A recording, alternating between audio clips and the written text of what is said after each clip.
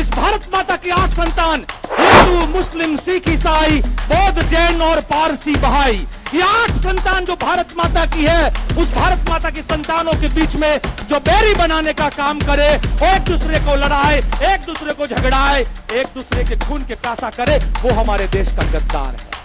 एक नीरव मोदी जो बैंकों का पैसा लेकर भाग गया, एक ललित मोदी सटोरिया जो है वो क्रिकेट के अंदर का पैसा लेकर भाग गया, और एक नरेंद्र मोदी नोटबंदी और जीएसटी के नाम पर पूरे देश का पैसा जो है वो लूट लिया। दूसरी तरफ वो संघी थे जिन्होंने नाव पर माफी मांगी, और इसीलिए वो भाजपा और संघियों की वो हैसियत नहीं है कि देश की आजादी के लिए और देशभक्ति की कोई बात कर सके। अदानी का नाम लिया तो मीडिया का माइक हट जाता है, ये वहां पे मिर्च लगता है कि क्या संयोग है जब अदानी का नाम आता है और हमारे वहां से माइक हट जाता है।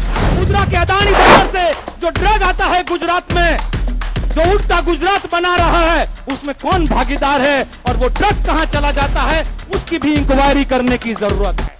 जब देश की आजादी को 75 साल हुआ तो संघियों को, भाजपियों को इस देश की आजादी का गौरव लेने के लिए उनके पास कुछ नहीं था, इसीलिए उन्होंने कोई आजादी गौरव यात्रा नहीं निकाली। वो हमारे कांग्रेस पार्टी ने, वो हमारे सेवा दल के साथियों ने निकाली, क्योंकि आजादी के जंग में जो लड़ा था वो कांग्रेस से लड़ा था, वो कांग्रेस का हर कार्यकर्ता लड़ा था। जब कांग्रेस का कार्यकर्ता देश की आजादी के जंग में लड़ रहा था, उस समय पर भी संघियों भी कुछ न कुछ प्रवृत्ति में जरूर थे, पर फर्क था दोनों की प्रवृत्तियों के बीच में। एक तरफ लाठी खाते थे, गोली खाते थे, देश के लिए अपनी कुर्बानी देते थे, जेलों में जाते थे, पर कभी गोरों से माफी नहीं मांगे थे, कभी अंग्रेजों से माफी नहीं मांगी थी। उन्होंने लाठी, गोली और जेल को मंजूर किया, पर माफी नहीं मांगी, घुटने नहीं टेके।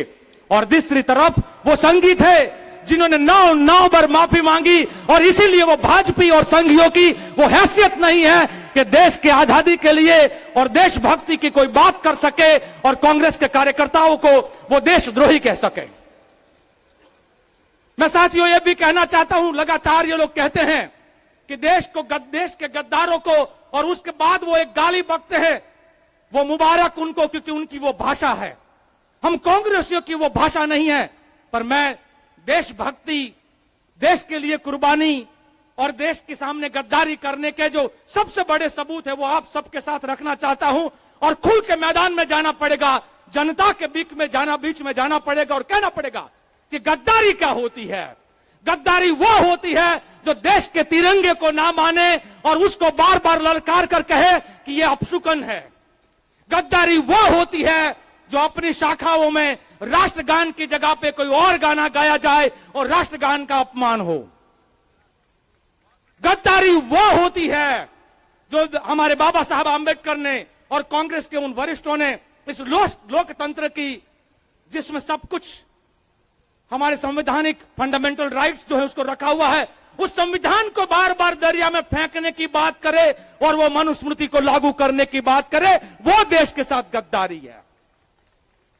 गद्दारी वो होती है साथियों, भारत माता की 8 संतान, मैं कोई जाति और धर्म के तरह नहीं, पर हर धर्म और हर जाति को कांग्रेस जो है वो पूरे आदर और सम्मान के साथ प्यार करती है, और इसलिए कहते हैं इस भारत माता की 8 संतान, हिंदू, मुस्लिम, सिख, ईसाई, बौद्ध, जैन और पारसी बहाई, ये 8 संतान जो भारत माता की है, उस भारत माता की संतानों के बीच में जो बैरी बनाने का काम करे, एक दूसरे को लड़ाए, एक दूसरे को झगड़ाए, एक दूसरे के खून के प्यासा करे, वो हमारे देश का गद्दार है।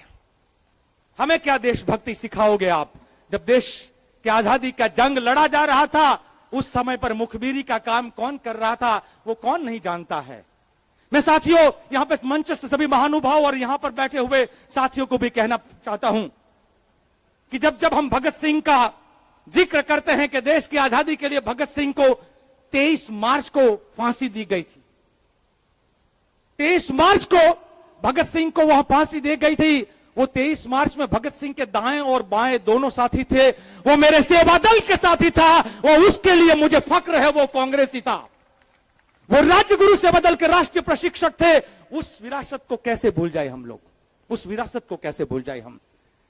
संजोग था 23 मार्च को मैं भी सूरत में था, जब गोरों ने हमारे इन 3 वीरों को फांसी दी थी वो 23 मार्च था, और सूरत का जो जजमेंट आया वो भी 23 मार्च था। और लगता है ये संघियों का और उनके बीच में ऐसा कोई नाता है कि जो देश की लड़ेगा उसको सजा मिलेगा, जो देश की जनता के लिए लड़ेगा उसको सजा मिलेगा। और इसीलिए हमारे साथी लगातार नारों और गानों से बात को अपनी रखते हैं। ये कहते हैं इनको मिर्ची कब लगती है। मैं कुछ जगह पे जब मीडिया में बात किया, जैसे मैं अदानी का नाम लिया तो मीडिया का माइक हट जाता है। ये वहां पे मिर्ची लगता है कि क्या संयोग है, जब अदानी का नाम आता है और हमारे वहां से माइक हट जाता है। जब अदानी के बारे में राहुल जी संसद के बीच में सबको उनको एक्सपोज करते हैं और राहुल जी की सदस्यता से निरस्ता हो जाती है, यही तो संयोग है। और इसीलिए हमारे साथी एक नारे के साथ कहते हैं कि वो कहते हैं चौकीदार है पर असल में वो भागीदार हैं। वो कहते हैं चौकीदार है पर असल में वो भागीदार हैं। और इसीलिए हम लोग कहते हैं कि ना झुके हैं ना झुकेंगे, ना थके हैं ना थकेंगे, हम देश के लिए लगातार लड़ते रहेंगे और यही लड़ाई हम लोग लड़ते रहे हैं। मैं साथियों मोदानी मॉडल के बारे में 2014 में पुकार कर हम लोग कह रहे थे, भाषणों में कह रहे थे कि ये कोई गुजरात मॉडल नहीं है। गुजरात के मुख्यमंत्री के रूप में जो मॉडल पेश किया था, गुजरात मॉडल, अगर गुजरात मॉडल होता तो वो महात्मा गांधी का और सरदार पटेल का और नेहरू जी का मॉडल होता। वो गुजरात मॉडल होता तो वहां पर मुद्रा के बंदर से ड्रग लाने वाला मॉडल नहीं होता। वो मुद्रा के अदानी बंदर से जो ड्रग आता है गुजरात में, जो उठता गुजरात बना रहा है, उसमें कौन भागीदार है और वो ड्रग कहां चला जाता है, उसकी भी इंक्वायरी करने की जरूरत है। तो ये कोई गुजरात मॉडल के नाम पर जो वो अपना कारोबार कर रहे हैं, हम दो हमारे दो मिलकर देश को लूटने दो, ये जो मॉडल चला रहे हैं उस मॉडल के खिलाफ की ये लड़ाई है। और वो लड़ाई हमारा नेता राहुल गांधी लड़ रहा है, उससे उनको मिर्ची लगती है।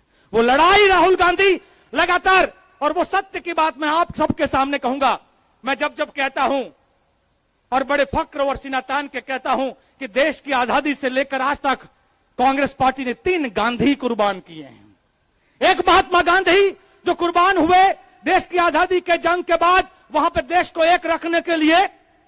एक हमारी इंदिरा जी कुर्बान हुई, वही देश की एकता अखंडता के लिए राजीव जी कुर्बान हुए, इस देश के लिए, इस देश की मिट्टी के लिए। तो सामने संघी भी बोलते हैं और उसके लिए मुझ पर केस हो तो वो केस झेलने के लिए मैं तैयार हूं। हम कहते हैं हम 3 गांधी कुर्बान किए तो संघी बोलते हैं हम भी तो 3 मोदी दिए हैं।